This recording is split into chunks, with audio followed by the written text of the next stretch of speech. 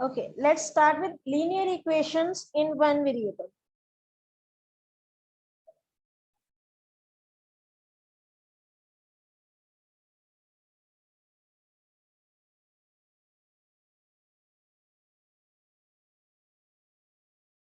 In very first class हमने discuss किया था what's the meaning of linear, what's the meaning of equation and why we write one variable only. तो again वहीं से start करेंगे. सबसे पहले एक्सप्रेशन और इक्वेशन, इन दोनों वर्ड्स में क्या डिफरेंस होता है?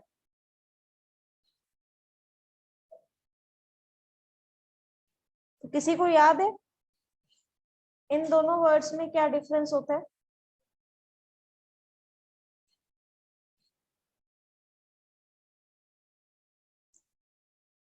यस निहारिका. मैम एक्सप्रेशन मतलब होता है कि लाइक इसमें बीच में इज इक्वल टू का साइन नहीं होता है, मतलब इक्वल टू का नहीं होता है, इसमें सिर्फ टर्म्स रहते हैं. और इक्वेशन में मतलब उसमें इक्वल टू का साइन होता है. हमारी मैम ने बताया था कि इक्वल टू का साइन है तो एक इक्वेशन बन जाता है. सही है. Divya. Yes ma'am. Ma'am equation में एक तो इक्वलिटी का साइन होता ही है और मैम साथ में लेफ्ट हैंड साइड होता है, मैम राइट हैंड साइड भी होता है, जो दोनों इक्वल रहते हैं. Left hand and right hand side क्या होता है मेरे पास?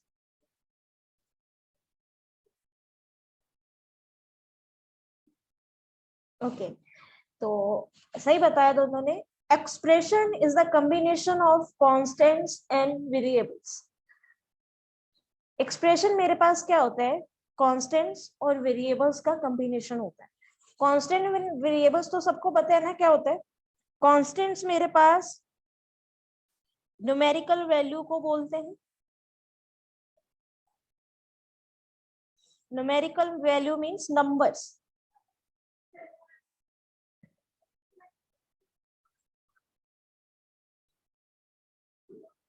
एंड वेरिएबल्स मेरे पास क्या होते हैं?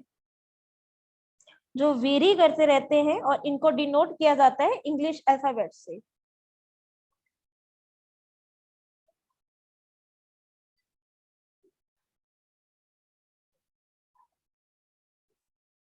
जो वेरी करते रहते हैं, ठीक है. तो इनका जो कॉम्बिनेशन होता है, combination of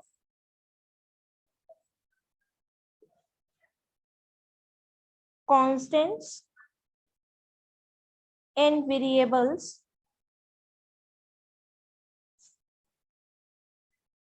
with algebraic structure forms expression.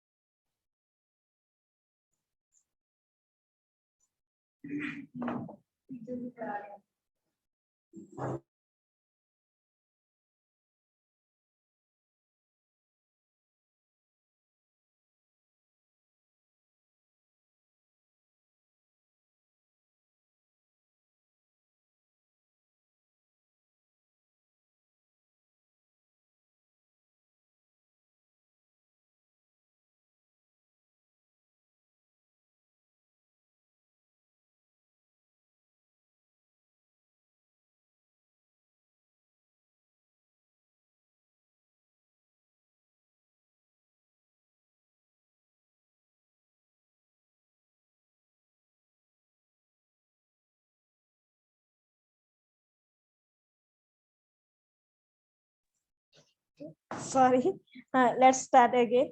जो कांस्टेंट और वेरिएबल्स का कॉम्बिनेशन होता है विद अलजेब्राइक स्ट्रक्चर, वो क्या एक्सप्रेशन फॉर्म करता है.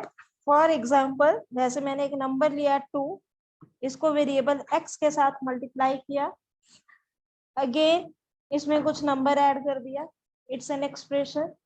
सिर्फ एक कांस्टेंट नंबर रखा, उसके साथ एक वेरिएबल लिख दिया, इट्स अगेन एक्सप्रेशन. अब इक्वेशन पे आते हैं. Equation is again the combination of constants and variables. But इसमें डिफरेंस क्या होता है? डिफरेंस ये होता है कि इक्वेशन में यहाँ पे इक्वालिटी का निशान होता है. अब अगर इक्वालिटी का निशान है, इट मींस ये क्वांटिटी जो मेरे पास एक्सप्रेशन है ये किसी चीज के इक्वल है, किस चीज के इक्वल है, वो किसी नंबर के भी इक्वल हो सकता है, वो किसी अगेन एक्सप्रेशन के भी इक्वल हो सकता है। लेकिन अब ये चीज देखो, ये 2x है, ये 3x प्लस 2 है, तो ये दोनों चीजें इक्वल कैसे होंगी? तो इनको इक्वल जो चीज करती है that's the value of x, जो अभी अननोन है। इसी चीज को हम फाइंड आउट करते हैं इस चैप्टर में कि x की क्या वैल्यू होगी जिससे लेफ्ट हैंड साइड का एक्सप्रेशन और राइट हैंड साइड का एक्सप्रेशन जो एक इक्वेशन बना रहा है वो दोनों क्या हो जाए, इक्वल हो जाए। ठीक है, और उस x की वैल्यू को हम क्या बोलते हैं, सोल्यूशन। सोल्यूशन है वो इसका, सोल्यूशन का मतलब क्या होगा, एक सॉल्व कर रहा है हमारे, ये अभी तक जो एक्सप्रेशन है दोनों, ये वाला एक्सप्रेशन और ये वाला एक्सप्रेशन, ये हमने इक्वल तो लिख दिए लेकिन देखने में इक्वल नहीं लग रहा है। इस साइड एक टर्म है, इस साइड दो टर्म्स है, इस साइड x का मल्टीपल 2 है, इस साइड x का मल्टीपल 3 है, लेकिन इसमें एडिशनल टर्म प्लस 2 भी है, तो दोनों देखने में अभी तक तो इक्वल नहीं है। तो इनको इक्वल क्या बना सकती है, 2 and 3 आर द कांस्टेंट्स, वो तो चेंज हो नहीं सकते। चेंज क्या हो सकती है, x की value, that can very, x की वैल्यू वेरी कर सकती है, तो वो वेरी क्या करेगी, वो x की वैल्यू आएगी जो इन दोनों एक्सप्रेशंस को क्या कर दे, सेटिस्फाई कर दे, मतलब इक्वल कर दे, उसी को हम क्या बोलते हैं, सॉल्यूशन बोलते हैं। तो इसमें थ्योरेटिकल पार्ट सिर्फ इतना ही है, एक्सप्रेशन क्या होता है एंड इक्वेशन क्या होता है। ठीक है, तो नेक्स्ट मेरे पास जो है how to find the solution, तो हम इस सॉल्यूशन को फाइंड आउट कैसे करते हैं। ये तो पता चल गया कि इक्वेशन में हमें सॉल्यूशन फाइंड आउट करना पड़ता है, लेकिन वो कैसे करते हैं? यस दिव्या। मैम अगर हम एक्सप्रेशन का एग्जांपल लें तो एक वेरिएबल से भी तो चल सकता है ना मैम, जैसे x, तो वो भी तो एक्सप्रेशन हम उसे बोल सकते हैं। यस, देखो उसका आंसर भी दे रही हूँ। अगर आप x लिख रहे हो, इट्स एन एक्सप्रेशन, ये एक एक्सप्रेशन है। अब आप बोल रहे हो कि इसमें कांस्टेंट नहीं है, तो इसमें कांस्टेंट है लेकिन वो विजिबल नहीं है। जो वेरिएबल होता है उसका जो कोफिशिएंट अगर नहीं लिखा जाता तो वो कोफिशिएंट मेरे पास 1 होता है। ठीक है, तो 1 को हम कोफिशिएंट को लिखते नहीं है। जो कांस्टेंट टर्म होती है उसको वेरिएबल का कोफिशिएंट बोला जाता है।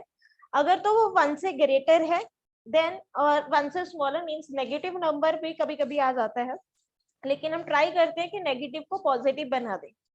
ठीक है, वो इक्वालिटी के अगर लेफ्ट हैंड साइड पे नेगेटिव है तो राइट हैंड साइड ले जाते हैं, उस साइड पॉजिटिव हो जाता है, तो वो नेगेटिव नंबर भी हो सकता है। लेकिन अगर 1 है तो वो इनविजिबल रहता है, 1 को लिखा नहीं जाता। लिखने को आप अपने अंडरस्टैंडिंग के लिए लिख भी सकते हो, लेकिन जनरली अगर वेरिएबल का कोफिशिएंट 1 है तो उसको रिटर्न में नहीं लिखा जाता।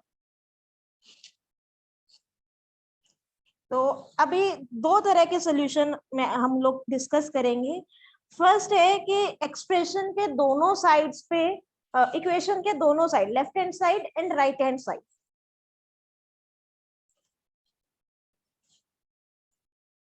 इधर भी एक्सप्रेशन हो और इधर भी एक्सप्रेशन हो, मींस इस साइड भी वेरिएबल्स आपके इंक्लूडेड हो और इस साइड भी वेरिएबल्स हो।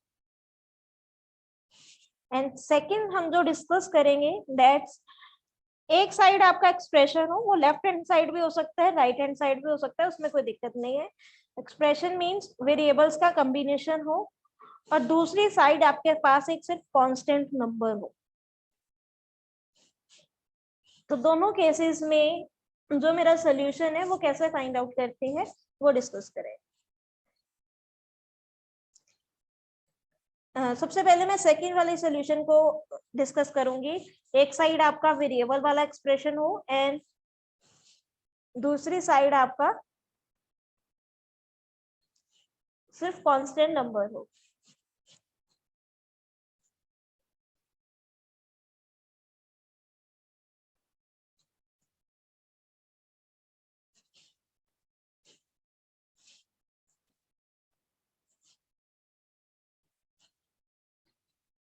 Let's take an example. 2x minus 3 is equals to 7। तो इस साइड लेफ्ट हैंड साइड मेरे पास एक एक्सप्रेशन है जिसमें मेरे पास वेरिएबल्स भी है, कांस्टेंट्स भी है, वेरिएबल का कांस्टेंट के साथ कॉम्बिनेशन भी है, और राइट हैंड साइड पे मेरे पास सिर्फ एक कांस्टेंट नंबर है। तो इन चीजों को सॉल्व करने के लिए देखो, जो लेफ्ट हैंड साइड पे एक्सप्रेशन है उसमें मेरे पास दो टर्म्स है, टर्म 1, टर्म 2, और दोनों के बीच में जो अलजेब्राइक एक्सप्रेशन है दैट्स सब्ट्रैक्शन, हमें इनको सब्ट्रैक्ट करना है। ठीक है, तो जो टर्म 1 है, फर्स्ट टर्म है, वो मेरे पास कांस्टेंट प्लस वेरिएबल, इन दोनों की क्या है, मल्टीप्लिकेशन है, दोनों नंबर्स का कॉम्बिनेशन है। और जो सेकंड टर्म है वो अपने आप में कांस्टेंट टर्म है, उसके साथ कोई भी वेरिएबल वाली टर्म नहीं है। तो इनको सॉल्व करने के लिए हम क्या करेंगे, जो कांस्टेंट वाली टर्म है उनको एक साइड, और जो वेरिएबल वाली टर्म है उनको एक साइड। एक साइड का मतलब लेफ्ट हैंड साइड और राइट हैंड साइड, दो साइड्स होंगे मेरे पास। अब राइट हैंड साइड पे चेक करो क्या है, एक कांस्टेंट टर्म है, तो जो मेरी लेफ्ट हैंड साइड में कांस्टेंट टर्म है उसको मैं राइट हैंड साइड वाली कांस्टेंट टर्म के पास ले आऊंगी। मतलब लेफ्ट हैंड साइड में जो मेरे पास वेरिएबल के साथ टर्म्स हैं उनको एक साइड रख लेंगे, और जो कांस्टेंट वाली टर्म है उसको कांस्टेंट टर्म वाली टर्म के साथ कंबाइन कर देंगे। तो मेरे पास क्या बचेगा, 2x एज इट इज रहा क्योंकि ये वेरिएबल का कॉम्बिनेशन था, is equals to right hand side का 7 वैसे का वैसा रहा। अब लेफ्ट हैंड साइड में से मुझे 3 को लेना है,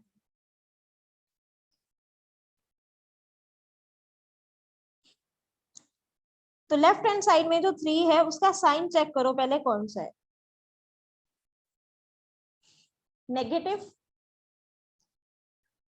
एक चीज ध्यान रखनी है, एक्सप्रेशन को जब भी सॉल्व करना है इक्वेशन की टर्म्स में, जब भी साइड चेंज करोगे नंबर्स की, मतलब अगर किसी नंबर को आप ट्रांसपोज करते हो, ट्रांसपोज का मतलब उसको उसकी पोजीशन से हटा के दूसरी साइड लेके जाते हो, लेफ्ट हैंड साइड से आप राइट हैंड साइड जाते हो, और जा किसी नंबर को राइट हैंड साइड से लेफ्ट हैंड साइड लेके आते हो, तो जो भी आपकी पॉजिटिव टर्म्स होंगी वो दूसरी साइड जाके क्या हो जाएंगी, नेगेटिव की हो जाएंगी। जो भी नेगेटिव टर्म्स होंगी वो दूसरी साइड जाके पॉजिटिव हो जाएंगी। जो मल्टीप्लाई की टर्म्स होंगी वो दूसरी साइड जाके डिवीजन में चली जाएंगी, और जो डिवीजन की टर्म्स होंगी वो मल्टीप्लाई में। सेकेंड थिंग, जो प्लस और माइनस आपस में इंटरचेंज होते हैं वो डायरेक्ट चेंज हो जाते हैं, लेकिन जो मल्टीप्लाई डिवीजन में जाती है और डिवीजन मल्टीप्लाई में जाता है तब कुछ चीजों का ध्यान रखना होता है। जैसे इसी केस में देखो कि यहाँ पे जो 2 है वो मेरे पास मल्टीप्लाई में है, ठीक है,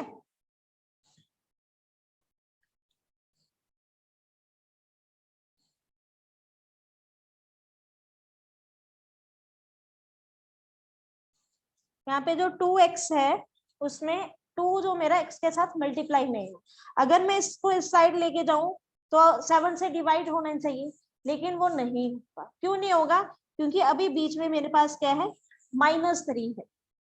अगर 2 को इस साइड लेके जाना है जहां तो वो पहले 3 को भी डिवाइड करेगा, नहीं पहले 3 को उस साइड लेके जाओ देन पूरे नंबर को 2 से डिवाइड कर पाओ। जैसे जैसे क्वेश्चंस करेंगे वो चीज समझ में आ जाएगी। बस ये ध्यान रखना है कि मल्टीप्लाई और डिवीजन डायरेक्ट चेंज नहीं होते, प्लस और माइनस हो जाते हैं।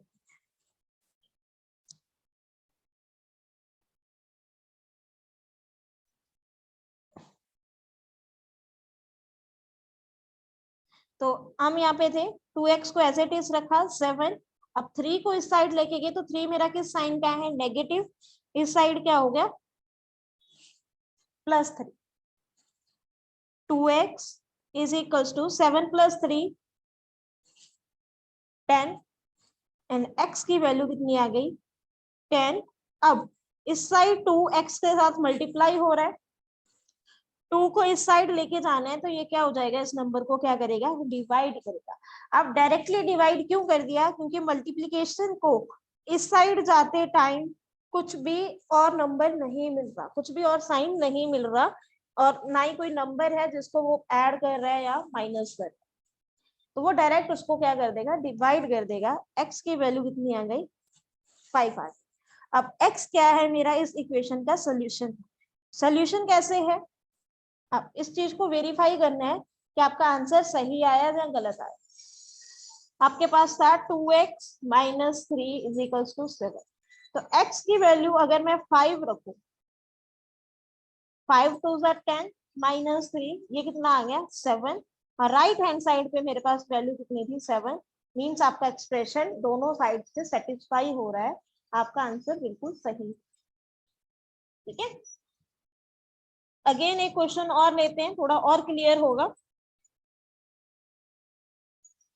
2y plus 9 is equals to 4। Same उसी तरह दो टर्म्स है मेरे पास लेफ्ट हैंड साइड में और एक टर्म है राइट हैंड साइड में। जो दो टर्म्स मेरी लेफ्ट हैंड साइड में हैं, उनमें एक टर्म वेरिएबल के साथ डायरेक्ट कॉम्बिनेशन में है और सेकंड टर्म एक कांस्टेंट टर्म है। तो जो कांस्टेंट टर्म है उसको राइट हैंड साइड की कांस्टेंट टर्म के साथ लेके जाएगी। अब लेके जाना है, ट्रांसपोज करना है, तो उसका साइन चेक करो, साइन क्या है, पॉजिटिव। दूसरी साइड जाके वो क्या हो जाएगा, negative. 2y is equals to 4 minus 9 is minus 5, और y की वैल्यू मेरे पास आ जाएगी माइनस 5, ये 2 इसको क्या कर देगा, डिवाइड, माइनस 5/2।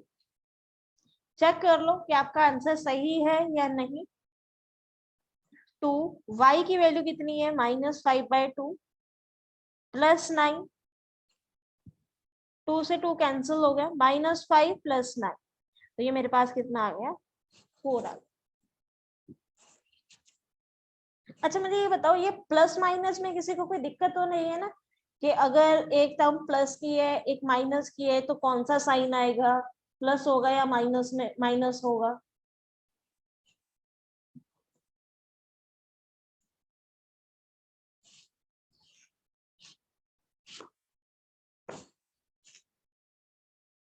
यस निहारिका।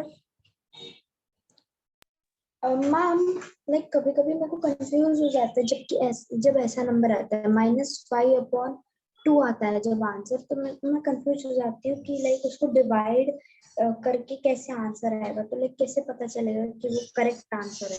उसको मैंने आगे अभी और मल्टीप्लाई कर सकते हैं, डिवाइड कर सकते हैं। देखो अभी मैंने वेरीफाई किया ना, y की वैल्यू आपकी -5/2 आई। तो जो भी आपका गिवन इक्वेशन है वहां पे जितनी टाइम y है उसमें वैल्यू रखो, चेक हो जाएगा वो।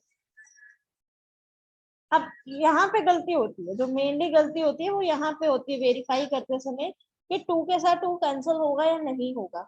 सम ऑफ द टाइम आपके पास, मैं एक एग्जांपल लेके चल रही हूँ, इसको रिलेट नहीं करना, इस क्वेश्चन से उसका कोई लेना देना नहीं है, मैं जस्ट बता रही हूँ कि गलती कहाँ पे होती है। जैसे मेरे पास सपोज एक नंबर है 3 माइनस 5/2 प्लस 2, ठीक है। अब 3 के साथ 2 कैंसिल नहीं हो सकता, because 3 and 2 are both are prime numbers, coprime numbers हैं, ना 3 2 के टेबल पे आते हैं और ना 2 3 के टेबल पे आते हैं। लेकिन कभी कभी हम क्या करते हैं कि इस 2 को इस 2 के साथ कैंसिल कर देते हैं, जो कि गलत है। देखो यहाँ पे जब नंबर कैंसिल हो रहा था मेरा, तो वो आपस में क्या था, मल्टीप्लाई हो रहा था। ब्रैकेट का मतलब मैंने उस दिन भी बताया था क्या होता है, मल्टीप्लाई होता है। तो मल्टीप्लाई का मतलब क्या होता है, 2 डिवाइडेड बाय 2, ये फॉर्म थी मेरे पास। एक नंबर मेरे पास यहाँ पे था, तो ये फॉर्म थी, वो 2 2 को डिवाइड कर रहा है। यहाँ पे ये 2 जो मेरे पास है 5/2 प्लस 2, तो यहाँ पे मेरे पास जो साइन है वो प्लस का है, तो 2 + 1/2 की फॉर्म है वो, आप ये मान के चल सकते हो।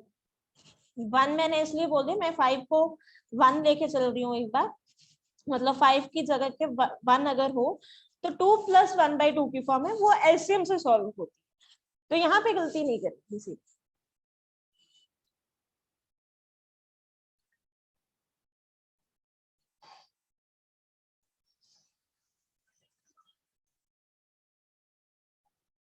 थर्ड एग्जांपल है मेरे पास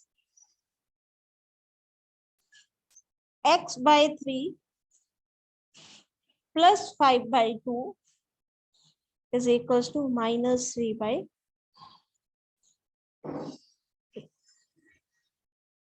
देखो जो लेफ्ट हैंड साइड पे अगेन टू टर्म्स हैं। जो मेरी फर्स्ट टर्म है उसमें एक वेरिएबल है एक कांस्टेंट है, मींस वेरिएबल प्लस कांस्टेंट का कॉम्बिनेशन है। जो सेकंड टर्म है वो सिर्फ एक कांस्टेंट है और थर्ड टर्म भी अपने आप में एक constant term, right hand side की फर्स्ट टर्म बोल सकते हो, वो अपने आप में कांस्टेंट टर्म है। तो दोनों कांस्टेंट टर्म्स एक साइड हो सकती है। वेरिएबल वाली टर्म वैसे ही रखी, -3/2 एज इट इज। अब 5/2 को इस साइड लेके आना है, पॉजिटिव और नेगेटिव। इस साइड अगर पॉजिटिव है तो इस साइड क्या होगा, नेगेटिव होगा।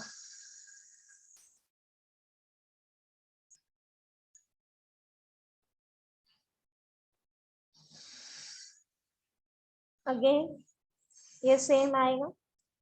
अब दोनों का डिनोमिनेटर सेम है तो एलसीएम 2 ही आएगा, -3 -5। मैंने लास्ट क्लासेस में भी बताया था, अगर डिनोमिनेटर सेम हो तो न्यूमरेटर से डायरेक्ट प्लस और माइनस में चले जाते हैं।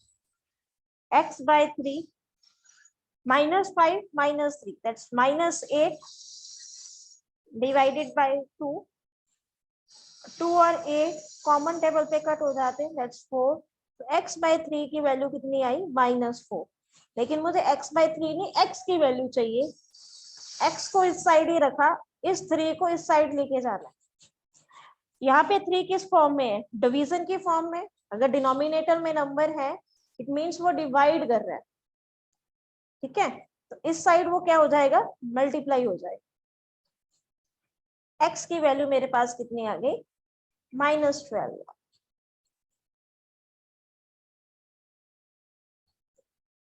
अब चेक कर सकते हो गिवन एक्सप्रेशन को, क्या ये वैल्यू सेटिस्फाई कर रही है। x की वैल्यू मेरी -12y डिवाइडेड बाय 3 प्लस 5/2 मेरे पास गिवन था। तो 3 4 12 -4 plus 5/2, 2 LCM and 4 2 -8 plus 5 that's -3/2, जो कि मेरी राइट हैंड साइड के क्या आ गया, इक्वल आ गया।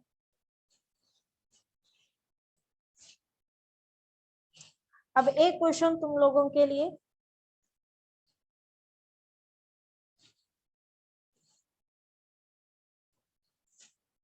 (15/4 - 7x इज इक्वल्स टू 9।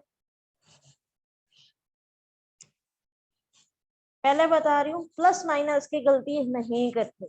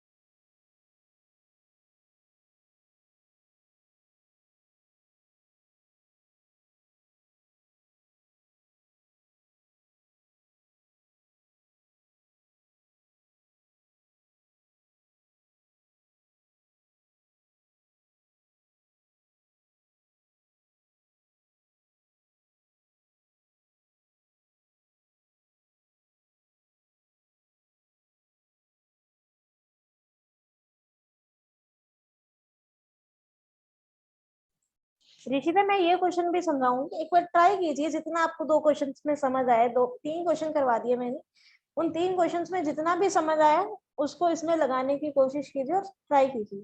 और मुझे सबका आंसर चाहिए तभी मैं इसका सोल्यूशन करवाऊंगी। आपका जो भी आंसर आ रहा है, सही आ रहा है गलत आ रहा है, चैट बॉक्स में आप अपना आंसर लिखिए।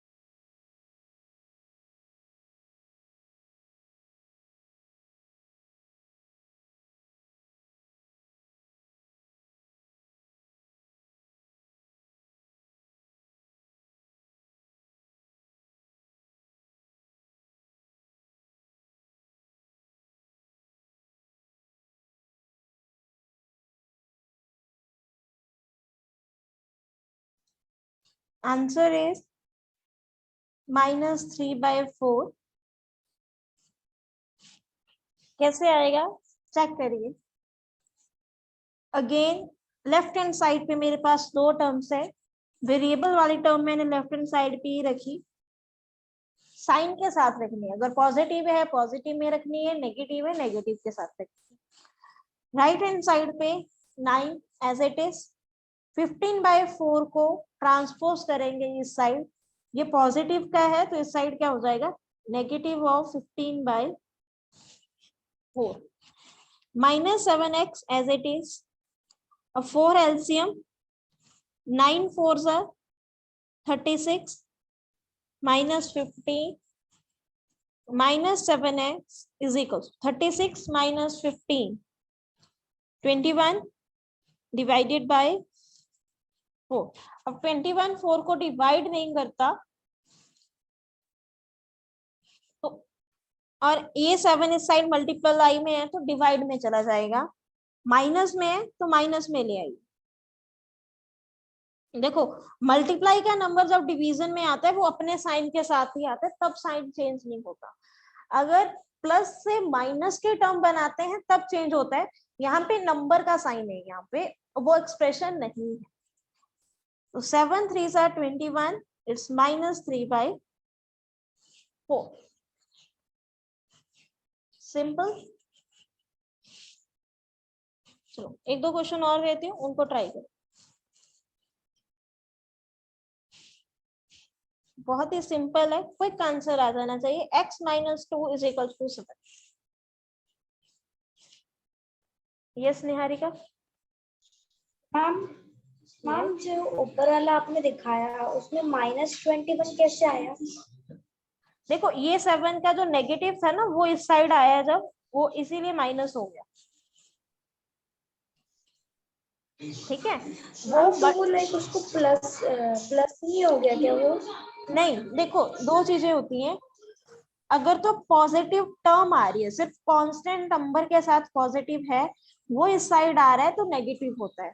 अगर पूरा का पूरा नंबर पॉजिटिव है विद वेरिएबल, वो इस साइड आएगा, वो नेगेटिव होगा। अगर किसी नंबर में मतलब एक एक्सप्रेशन में पॉजिटिव ऐसे है, उसका अगर सिर्फ एक कांस्टेंट आप इस साइड लेके आते हो तो उसका साइन चेंज नहीं होगा।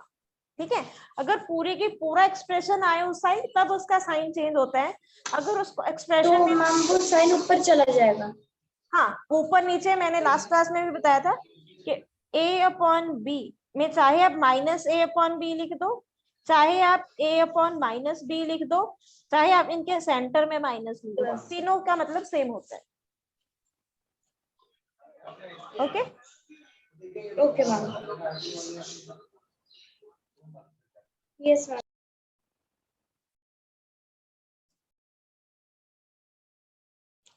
तो ये नेक्स्ट वाला इजी क्वेश्चन था, इसमें x की वैल्यू कितनी आई, 9 आई। कैसे आई, x इज इक्वल्स टू 7, -2 इस साइड लेके आए, ये +2 हो गया, x is equals to 9।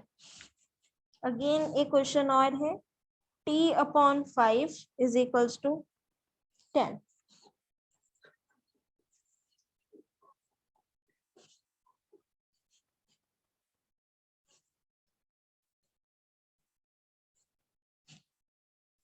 What's the value of t? t की कितनी वैल्यू होगी?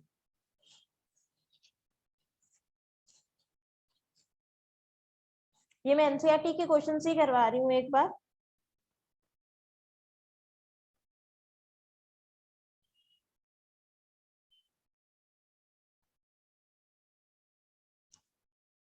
फाइव टी को डिवाइड कर रहा है तो दूसरी साइड जाके वो क्या होगा, मल्टीप्लाई।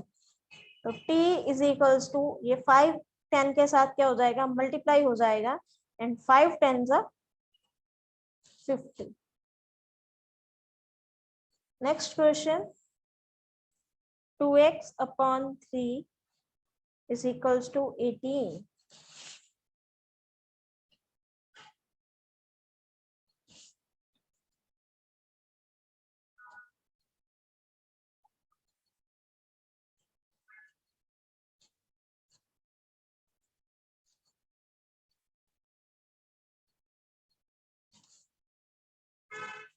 जो अपना आंसर निकालते हैं उसको वेरीफाई भी किया करो कि वो सही है या गलत है।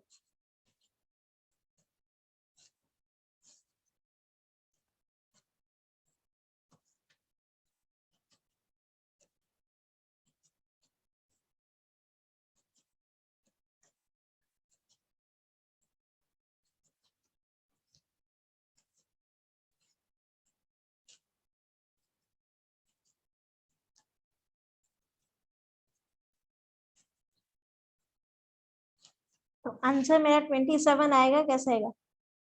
ये 3 डिवाइड में है, पहले ये मल्टीप्लाई हो जाएगा 18 इंटू 3। मैं मल्टीप्लाई नहीं कर रही, क्यों नहीं कर रही? क्योंकि ये 2 इस साइड आके डिवाइड करेगा तो वो 18 को डिवाइड कर देगा, मेरा नंबर छोटा हो जाएगा। 9 9 3 ज़ा 27। आप पहले डिवाइड भी कर सकते हो। 2x upon 3 is equals to 18 है, तो आप चाहो तो पहले इस 2 को इस साइड लेके आ सकते हो, वो डिवाइड में चला जाएगा। Let's 9 x by 3 is equals to 9 और x की वैल्यू कितनी आ जाएगी? 27।